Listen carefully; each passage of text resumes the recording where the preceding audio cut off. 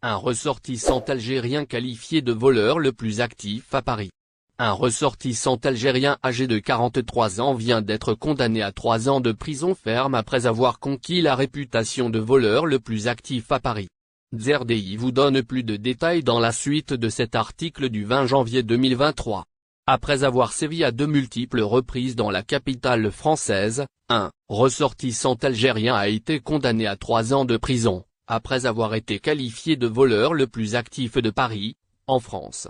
L'homme de 43 ans a été condamné pour de multiples vols. Il était recherché par les services de police, mais continuait à voler un peu partout dans la capitale française. Dans le détail, Nabil a été arrêté dans le métro parisien par la brigade anticriminalité. Il était, auparavant connu des services de police. Il faisait l'objet depuis plusieurs mois d'une procédure spécifique. Les policiers s'étaient concentrés sur lui, car il a commis des dizaines de vols, perpétrés dans des terrasses ou des hôtels de luxe. La quadragénaire pourrait répondre prochainement d'une trentaine de vols. Il subtilise à ses victimes des sacs à main, des cartes de crédit ou encore des ordinateurs portables. Par ailleurs, il est régulièrement interpellé en flagrant délit, mais a réussi, jusque-là, à passer entre les mailles du filet. Plusieurs enquêtes en cours le concernent et le multirécidiviste aurait agi même en Espagne. Il s'agit de ce que rapporte le site Djalia Douzaine. Un ressortissant algérien vole un ordinateur de l'OTAN. Outre ses multiples vols, le quadragénaire a fait parler de lui, il y a quelques mois, pour un vol qui a provoqué des tensions diplomatiques. Il avait en effet subtilisé un ordinateur contenant des données sensibles d'une militaire de l'OTAN. Le voleur a été confondu grâce à l'étude des vidéos de surveillance du Cercle national des armées, où il avait réussi à se faufiler sans se faire remarquer. En outre, la même source citée plus haut indique que le mis en cause connaît bien les ficelles du système judiciaire. Il n'hésite pas à faire de sorte de se retrouver à l'hôpital. Ceci afin d'éviter de se faire interroger trop longtemps par la police. Mais il ne pourra pas fuir cette fois-ci, car la perquisition de son domicile a permis de retrouver de nombreux objets volés. Parmi lesquels des sacs à main, de l'argent liquide et même un saxophone d'une valeur de 7 je ne leur pardonnerai pas, Rabat Madjer remonté contre l'Algérie. Le légendaire joueur algérien Rabat Madjer garde un très mauvais souvenir de la soirée du match du championnat d'Afrique des Nations opposant l'Algérie à l'Éthiopie. En effet, l'ancien sélectionneur des Verts a été sifflé. Sorti de son silence, Madjer est bien remonté contre les personnes qui l'ont sifflé. Suite à l'affront fait à Rabat Madjer, le spécialiste algérien Yazid Ouaïb a contacté ce dernier par téléphone pour prendre de ses nouvelles. Le journaliste a dévoilé que le jour de l'incident, l'ancien coach de l'Algérie était très frustré, mais qu'il va désormais mieux. Je n'ai pas compris toute cette haine envers moi. Je ne leur pardonnerai jamais, a balancé Madjer pour les supporters d'Algérie qui l'ont tué. Il est également à noter que la vedette du FC Porto a affirmé aux spécialistes qu'il ne s'est pas rendu au stade de Annaba pour suivre les matchs du championnat d'Afrique des Nations à cause de son état psychologique qui ne le permet pas suite à la déception au stade de Baraki. Toutefois, nous avons appris par de nombreuses sources que Rabat Madjer ne zappera pas définitivement la compétition et sera de retour d'ici peu pour suivre les prochaines rencontres. En effet, Nema Madjer, la sœur de la légende du football algérien Rabat Madjer, a publié un message aux Algériens après l'incident de sifflet et des huées qui ont touché son frère au stade Nelson Mandela. Mais, frères algériens, veuillez ouvrir le livret de la famille Madjer et vous trouverez ce qui vous plaît, si Dieu le veut. Il n'y a rien dedans, a elle écrit. Rabat Madjer est un homme serviable, honnête, propre, gentil et humble qui adore l'Algérie et admire le peuple.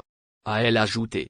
Elle a souligné que son frère aimait le football et s'y consacrait avec toute la diligence et la persévérance. Ressortissants algériens en France, comment obtenir un titre de séjour rapidement?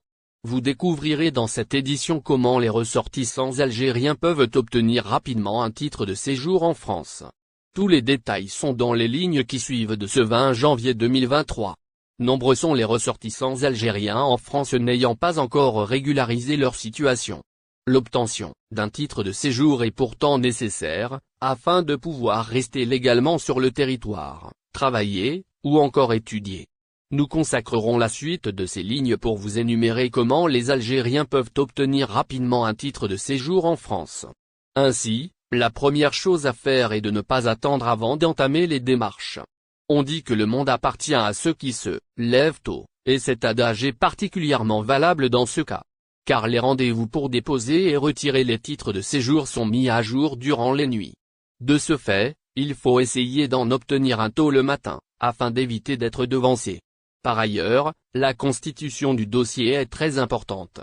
Il faut absolument vérifier si toutes les pièces du dossier ont été rassemblées, ceci dans le but de ne pas perdre de temps à effectuer des rectifications et à rechercher les documents manquants. Il s'agit de ce que rapporte le site d'information Djalia 12N France. Les Algériens face à des complications lors de leur demande de titre de séjour. Il faut savoir que le dépôt d'un dossier complet favorisera l'obtention du titre de séjour rapidement. Les personnes ayant obtenu un rendez-vous pour le retrait de leurs documents doivent se présenter à l'heure indiquée à la préfecture. Compte tenu de la cherté de ces rendez-vous, il est conseillé de les prioriser par rapport aux autres projets de la journée. De nombreux Algériens se heurtent à des obstacles dans le processus d'obtention de leur titre de séjour en France. Les procédures sont extrêmement lentes et le gouvernement français se justifie par le nombre important de dossiers à traiter, et autant que prend la rectification des dossiers incomplets. Il en est de même pour la récupération des titres de séjour. Cette étape prend du temps en raison de leur nom. La Coupe d'Afrique des Nations pour les joueurs locaux 2023, le Maroc pénalise l'Algérie. Le retrait du Maroc de la 7e édition du championnat d'Afrique des Nations des joueurs locaux en Algérie a obligé la Confédération africaine de football à s'adapter en improvisant de nouvelles réformes pour le bon déroulement de la compétition. En effet, les problèmes se poursuivent au retrait de l'équipe nationale du Maroc de la Coupe d'Afrique des Nations pour les joueurs locaux 2023, et la mise en œuvre d'un stratagème malveillant par le président de l'Université royale marocaine de football Fouzi Lekja. La Fédération africaine de football, CAF, a révélé, dans un communiqué sur son site officiel, jeudi, la décision du comité d'organisation de la compétition Coupe d'Afrique des Nations, pour les joueurs locaux Algérie 2023.